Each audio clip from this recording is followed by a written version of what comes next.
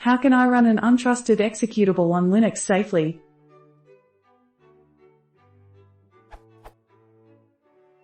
I have downloaded an executable compiled by a third party and I need it to run on my box, Ubuntu 16.04, x64, with full access to HW resources such as CPU and CU, through NVIDIA drivers. Suppose this executable contains a virus or backdoor, how should I run it?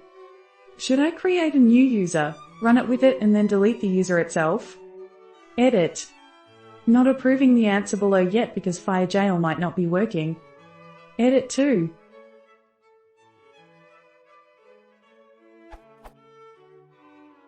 FireJail is okay, but one has to be extremely careful in specifying all the options in terms of blacklist and whitelist. By default it does not do what is cited in this Linux magazine article. See also some comments from FireJail author. Be extremely careful when you use it, it might give you a false sense of security without the right options.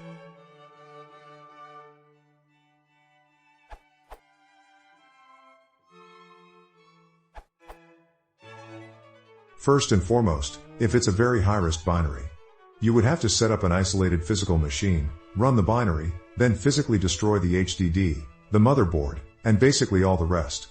Because in this day and age, even your robot vacuum can spread malware. And what if the program already infected your microwave through the PC speaker using high-frequency data transmit? But, let's take off that tinfoil hat and jump back to reality for a bit. No virtualization, quick to use, FireJail. It is packaged already on Ubuntu, it is very small, has virtually no dependencies. How to install on Ubuntu, sudo apt-get install FireJail. Website, this URL.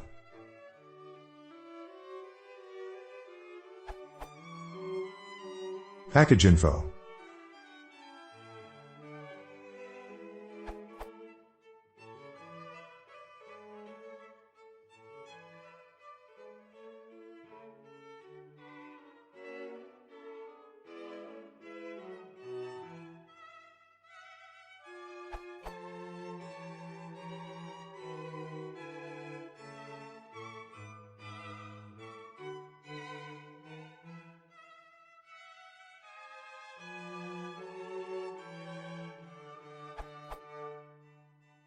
I had to run a similar untrusted binary just a few days ago.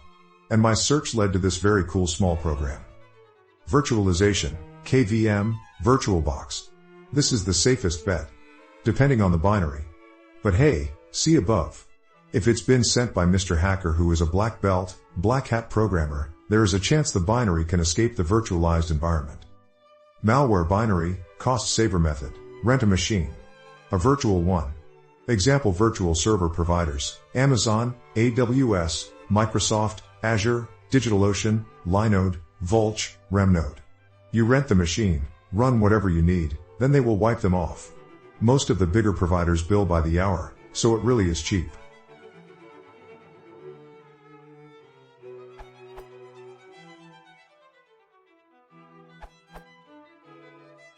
From FireJail man page.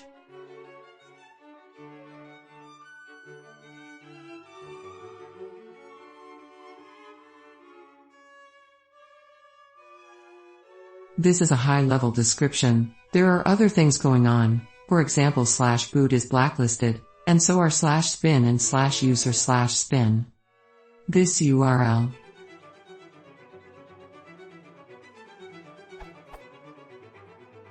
You can also look at this document, this URL. They have a very good description of the file system.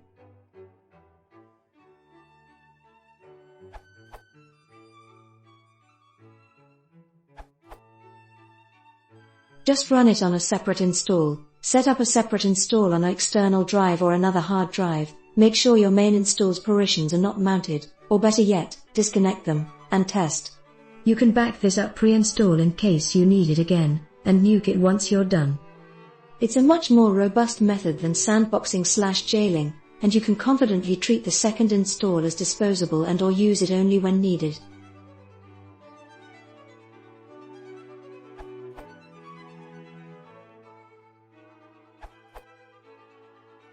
Just run live from an ISO. All file system changes are only stored in RAM, and loss/reset on reboot. provided nothing wrote to any storage drives. Bare metal hardware can be directly accessed, and no worries about jailbreaking or VM escaping. You're only limited in file system space available to write new files. You could also completely disconnect your main hard drive, if you're worried it could get overwritten. If not, read an amp, shared, and run the ISO from a USB drive, thumb drive, external hard drive, or even a second hard drive, similar to Journeyman Geek's answer, but it's a lot easier to make a bootable USB than a full install, emo. If you have enough RAM, maybe 4 GB plus, you might be able to copy the entire file system into RAM, and then unplug the USB drive, so even the USB can't be written to.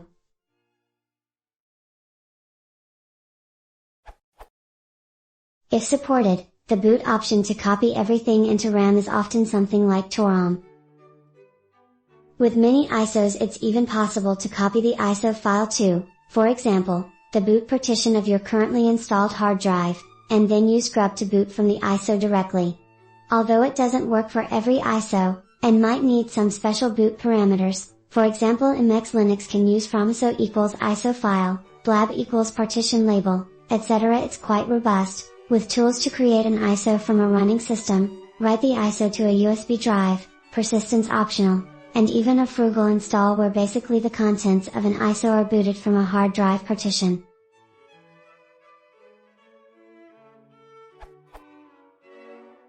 Watch out for programs that automatically create a bootable USB with persistence.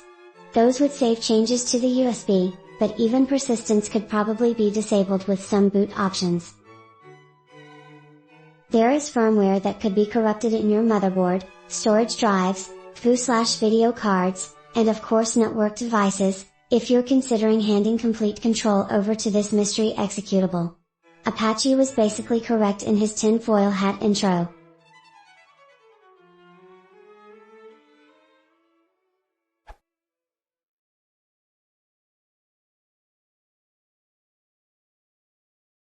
If you want to support the channel, please consider subscribing.